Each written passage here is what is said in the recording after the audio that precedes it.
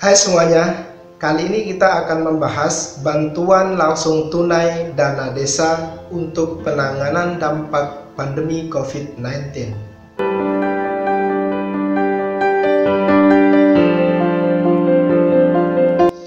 Tingginya kasus COVID-19 di Indonesia membutuhkan kerjasama, gotong royong untuk saling menjaga, saling membantu, dan saling melindungi supaya penyebaran COVID-19 ini bisa ditekan semaksimal mungkin.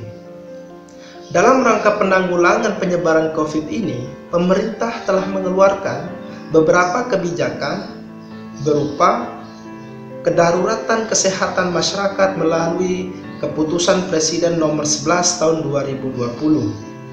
Setelah ditetapkannya kedaruratan kesehatan masyarakat, pemerintah memilih mengeluarkan kebijakan pembatasan sosial berskala besar melalui Peraturan Pemerintah Nomor 21 Tahun 2020. Tetapi apabila di setiap daerah, kabupaten, kota, atau provinsi di Indonesia ingin menerapkan PSBB, maka harus memenuhi kriteria-kriteria dan disetujui oleh Menteri Kesehatan berdasarkan Peraturan Menteri Kesehatan Nomor 9 Tahun 2020 tentang pedoman pelaksanaan PSBB.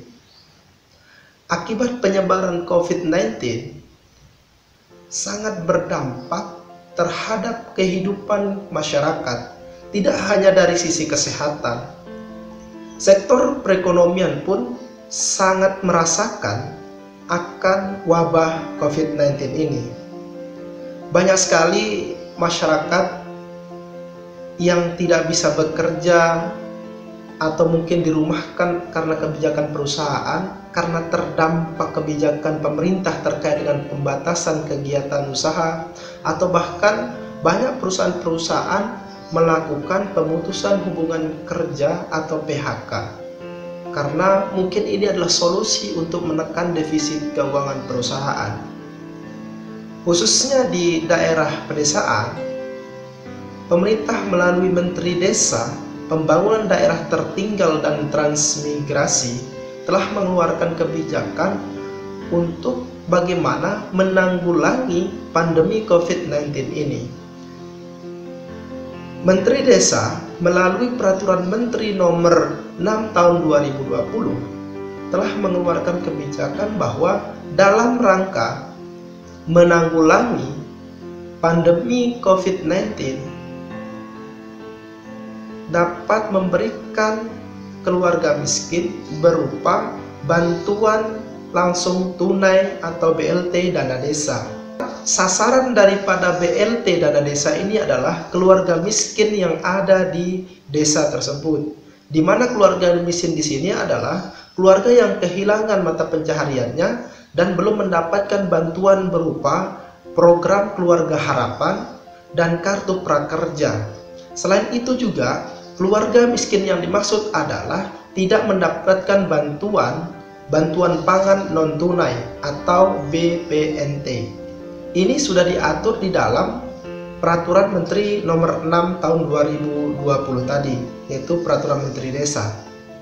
Penyaluran BLT dana desa dimulai dengan melakukan proses pendataan yang dilakukan oleh relawan desa lawan COVID-19 sesuai dengan Permendes Nomor 6 Tahun 2020. Di mana pendataan yang dilakukan oleh relawan desa lawan COVID-19 ini dilakukan mulai dari pendataan tingkat RT, RW sampai dengan desa itu sendiri. Nah, setelah pendataan ini dilakukan, maka dilakukanlah musyawarah khusus atau insidentil dalam agenda tunggal untuk membahas mengenai atau menetapkan validitas dan finalisasi data yang sudah dilakukan. Kemudian hasil daripada musyawarah khusus ini ditandatangani oleh kepala desa selaku ketua relawan desa lawan COVID-19. Bagaimana cara menghitung alokasi dana desa yang dialokasikan khusus untuk BLT dana desa.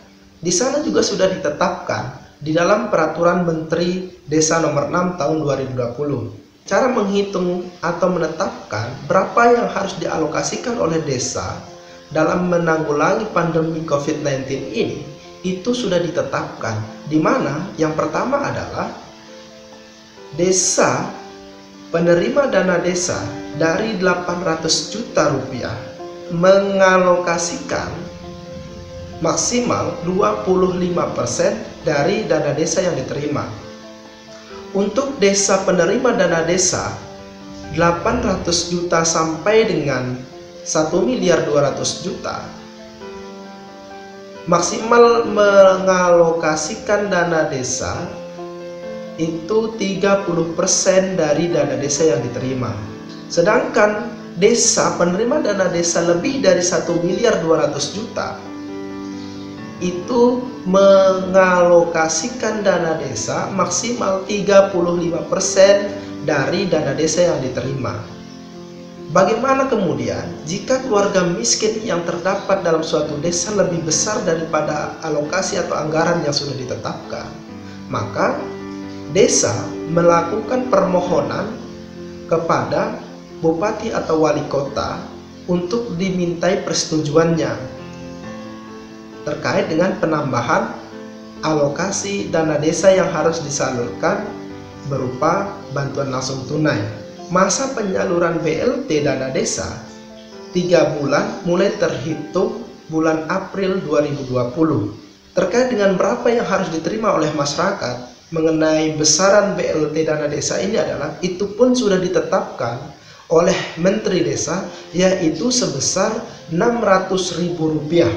Rp600.000 ini per bulan, berarti selama 3 bulan mulai April, Mei sampai dengan bulan Juni. Nah, apabila terdapat kebijakan desa yang mengalokasikan dana desa atau penerimaan masyarakat lebih atau kurang daripada yang sudah ditentukan, maka ini tidak sesuai dengan Peraturan Menteri Desa Nomor 6 Tahun 2020. Karena ini adalah sifatnya adalah perintah atributif, maka desa tidak bisa mengeluarkan kebijakan besaran BLT di luar yang sudah ditetapkan oleh Menteri Desa. Apabila masyarakat menemukan kebijakan desa yang tidak sesuai dengan Peraturan Menteri Nomor 6 Tahun 2020 atau terkait dengan besaran BLT yang diterima oleh masyarakat lebih daripada 600.000 atau kurang dari 600.000, atau bahkan masyarakat tidak menerima berupa uang tunai tetapi menerima berupa sembako, maka masyarakat bisa mengadukan hal ini kepada Badan Permusyawaratan Desa. Kalau kemudian tidak ditindaklanjuti atau tidak ada tanggapan dari BPD, maka masyarakat bisa mengadukan ke camat. Nah, apabila juga camat memiliki sikap yang sama dengan BPD, maka masyarakat bisa mengadukan ke Inspektorat Kabupaten Kota supaya kebijakan ini bisa ditindaklanjuti. Apakah itu adalah kebijakan yang kesalahan administratif misalnya, atau mungkin kebijakan itu disengaja? Tentu ini kita harus sebagai masyarakat harus ikut partisipasi melakukan pengawasan. Mungkin itu yang bisa saya sampaikan. Semoga bermanfaat. Salam dan selamat berbahagia.